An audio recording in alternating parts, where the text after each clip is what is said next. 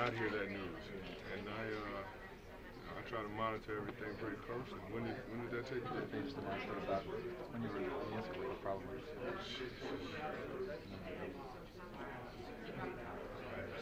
I'll give you time. Yeah, that's some tough news. Because not only is he a good teammate, but he's a good friend. And he and I go way back, since before the scars. Me and Boley known each other a long time, and he's a good person, good teammate, good friend. Talk a little bit about the award. Maybe just move off the top of this for a sec while you collect your thoughts. But the award you're earning today. It's an honor. It's an honor.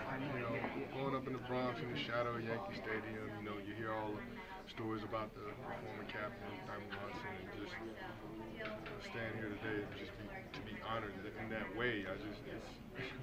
It's all surreal to me. It's just I'm taken back by it.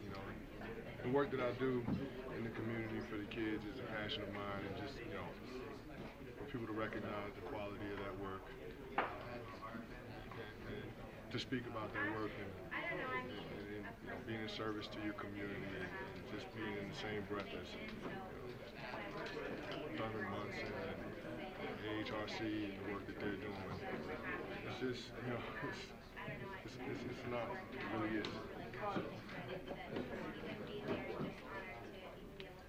Do some of the other guys also, honored here today? Would you interact with them and kind of talk? Yeah. I'm definitely going to talk to the guys and interact with them. I'm a sports fan, so I'm going to get the guys there. Ike Davis and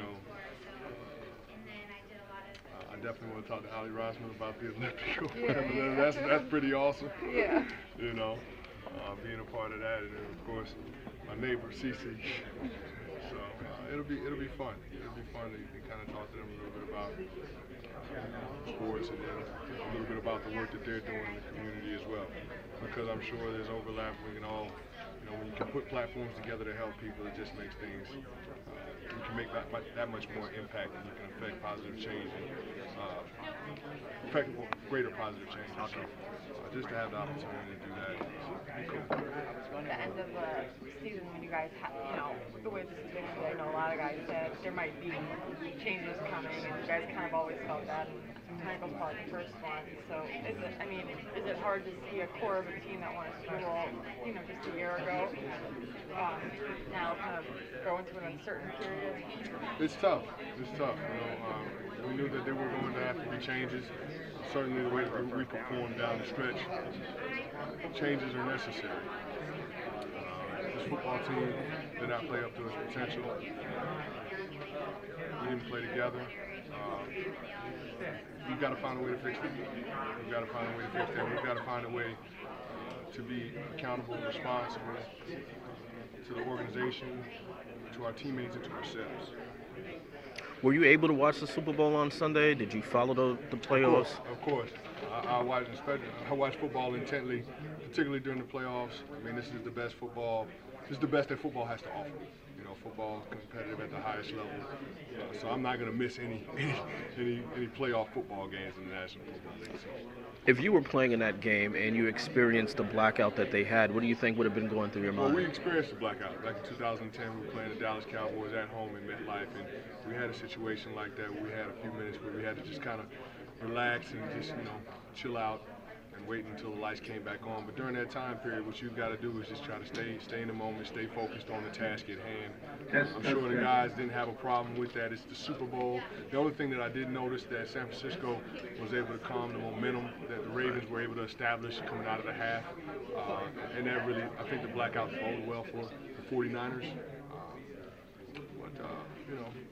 If the 49ers were able to mount a comeback, I think it would be a bigger deal than what it is now. But the fact of the matter is Baltimore outperformed San Francisco in every phase of the game. And they just executed at a higher level.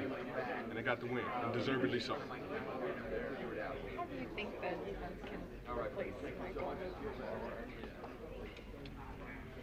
We're going to have to do something. That's a little bit of the shock to the system. He's a terrific football player. He brings speed to our defense. the ability to cover some of those tight ends and those slot players that give us some trouble. He can cover running backs out of the backfield, man to man. So he gives our defense a lot of versatility. To have to replace a guy like that is going to be tough. Those guys don't come down a dozen in the National Football League. You have young guys, I'm sure, maybe that look to replace Spencer and Jaquan. Yeah, well, they're not young anymore. They're not young anymore. They've got to come up and they've got to step up and they've got to play. They've got to perform. You know, you can only ride that young label out or that potential label out for so long. You've got to step up to the plate. You've got to perform. And that goes for everybody on our football team. We can't rest on our laurels. We can't rest on past accomplishments. You know, we've got to have that hunger in our bellies again. Is there a guy in free agency or in the draft that you can see? That's not my job. That's not my job. My job is to concentrate on being the best football player that I can be, helping my football team win games. No, but end of season players have, they have an exit interview with Jerry or front office. Usually with your position coach. Okay. With your position coach. Yeah. I don't know. What did you guys talk about in your exit interview, or do they get, Well, we talked about some things that they would like to see moving forward from a personal level, and then from our group as a unit, as a defensive line unit, and those things are going to stay in house. Those things are going to stay in house, but we do have a plan for this off season, and we're looking forward to getting into it and executing our plan. Canty approached you at all about